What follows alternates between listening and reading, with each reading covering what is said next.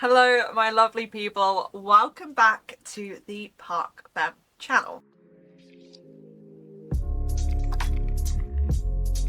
We are back again with the mug, same place, same outfit. May have filmed these both in the same day.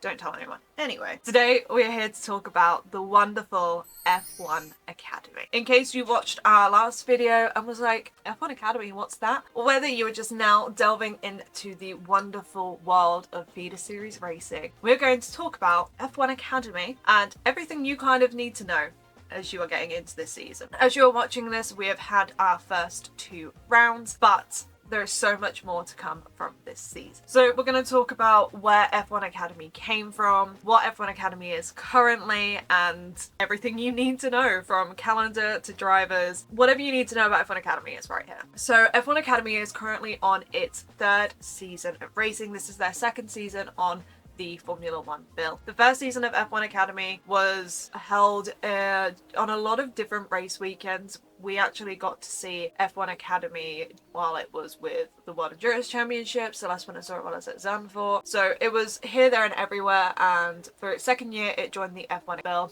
alongside Formula 2 and Formula 3. As this is the season's 3rd year, that means we have 2 winners previously. Marta Garcia won the first ever Formula 1 Academy Championship, with Abby Pulling taking the championship last year. Now, when it comes to prizes in F1 Academy, as we enter into the season, we never know what the prize is going to be. The prize seems to flitter dependent on who the potential championship winner could be. Marta Garcia winning a seat in the Formula Regional Championships with Prema, the team she was competing with in F1 Academy. And last year, for Abby Pulling, she won a seat in the GB3 Championship with Rodin, the team she was competing with. So what the prize will be this year, we don't know until it gets further into the season. But I do really love the fact that what F1 Academy was trying to do is somewhat working. So the goal for F1 Academy, with the way it's structured in the sense that feeder series teams are competing in the championship, so the likes of Rodin and Prema, and it's to help the girls build relationships with the teams and be able to continue on with them, which obviously happened with Marta Garcia with Prema in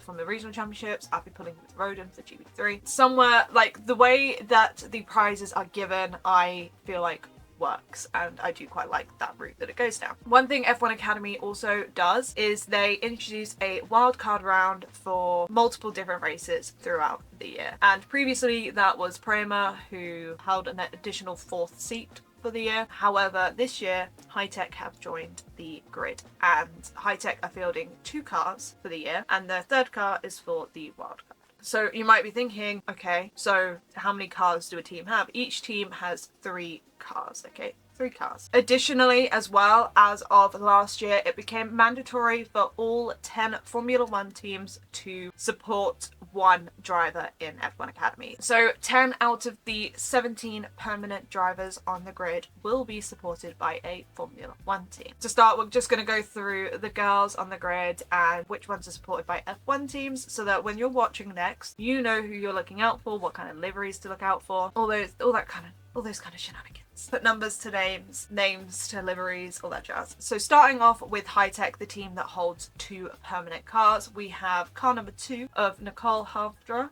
I've probably butchered that and I'm so sorry. And we have car number 11, which is Eva Anagnostius. As we then move on to Prema, all 3 Prema cars are supported by F1 teams. We have car number 3 of Nina Gaidman, who is supported by Alpine. Last year Alpine sponsored Abby Pulling, who is no longer in the championship. Number 28, Dorian Pan, who is sponsored by Mercedes, and number 78, Tina Hausman, who is sponsored by Aston Martin. For Rodin, we have car number 5, which is Emma Felbermeyer, who is supported by Sauber. Car number 20, Ella Lloyd, who is supported by McLaren, and car number 27 of Chloe Chong. For ART, we have car number 7, which is Courtney Crone, who is sponsored by Haas. Number 22, Aurelia Nobles, and car number 57, Leah Block, who is sponsored by Williams. For MP Motorsport, we have car number 12, Alba Hurup Larsen, car number 25, Joanne Seconte, and car number 64, Maya Veg, who is sponsored by Ferrari. And then for Campos Racing, we have car number 14 of Chloe Chambers, car 18, Rafaela Ferreira, who is sponsored by VCARB, and number 21, Alicia Pomoski, who is supported by Red Bull Racing. Just because a driver is not sponsored by an F1 team does not mean they do not have a primary sponsor. Pretty much all of these girls also have primary sponsors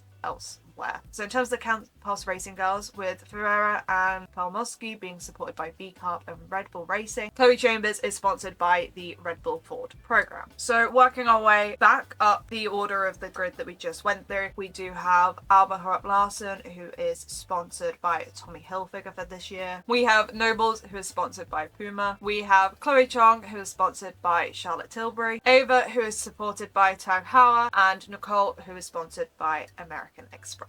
So now that we have the grid all laid out for you, you might be thinking, when can I actually watch this? Like, I know who the drivers are now, but how am I going to watch this? So as I said at the beginning of this, we have already had round 1 and round 2 of the F1 Academy season. Round 1 was held at Shanghai and round 2 was held at Jeddah. However, if you are watching this as it's been uploaded, next weekend we actually head for round 3 in Miami. So Miami will be held on the 2nd to the 4th of May. We then head to Canada for round 4 on the 13th to the 15th of June. Round 5 is then held at Zandvoort, and that is the 29th to the 31st of August. Round 6 is held at the Marina Bay Circuit, and that is the 3rd to 5th of October. And round 7, our season finale, is held in Las Vegas, and that is the 20th to the 22nd of November. So we got a Las Vegas season finale.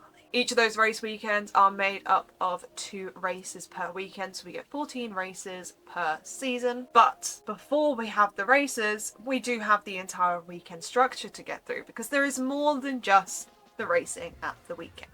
The girls get one 40-minute practice session, and that takes place on the Friday before a 30-minute qualifying session. So the race weekend structure has changed a lot over the past 3 years. So each year it's like learning a new series almost, while they fully figure out exactly which route they'd like to take. But for this season and this season alone, this is how we're doing it. 40-minute practice session and then 30-minute qualifying. From this qualifying session, the results that you see from qualifying make up the grid for Sunday's race. So that is race 2. Whatever the qualifying results are is race 2's grid layout. However, when it comes to the first race of the weekend, which is normally held on the Saturday, we have a reverse grid. Now, different series do reverse grids different ways. For F1 Academy, it is the fastest. 8 drivers get reverse. So if you qualify on pole position, you will start race 1 from P8, but you'll start race 2 from P1. Anyone from P9 and below will retain their same position for race 1 and race 2. In terms of race 1, when it comes down to the points, the top 8 receive points. That is with first getting 10 points and 8 getting 1 point. You also get a point for your fastest lap. When it comes to race 2, if you are starting on pole position, you get 2 points for that. And the top 10 drivers are awarded points, with first receiving 25 points and 10th receiving 1 point. There is also another fastest lap point up for grabs. When it comes to watching F1 Academy, now that it's on the Formula 1 bill, you can watch it wherever you are able to currently watch Formula 1.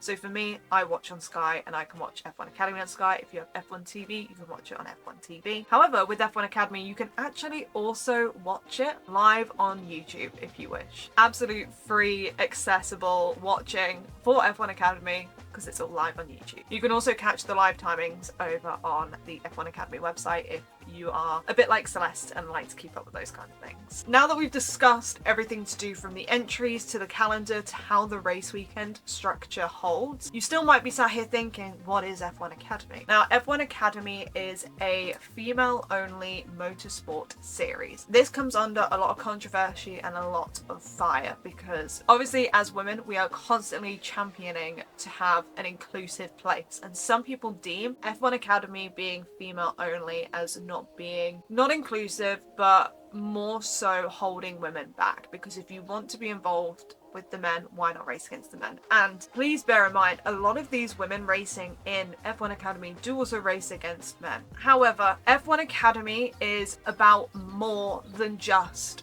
women racing in a female-only series. Now, the structure of how F1 Academy is laid out is they have 7 race weekends, and you might think that is not a lot. However, they have a lot of testing days as well. So they have these 7 race weekends and a bunch of testing. F1 Academy is also a lot cheaper than most other single-seater feeder series that we have out there. Some of the pricing for a lot of these championships are extortionate, and F1 Academy makes it accessible for women to be able to race. A lot of these drivers rely on sponsors to be able to help them pay their way through feeder series racing, and as a woman you do not get as many opportunities. F1 Academy allows these girls to compete with teams that are very prominent names in feeder series racing. The likes of Prema, Hitech, Rodin, ART, MP, Campos, they're all big names across Formula 2, Formula 3 and other feeder series racing. Gaining tight-knit relationships with teams like this help propel women. F1 Academy allows these girls to work so closely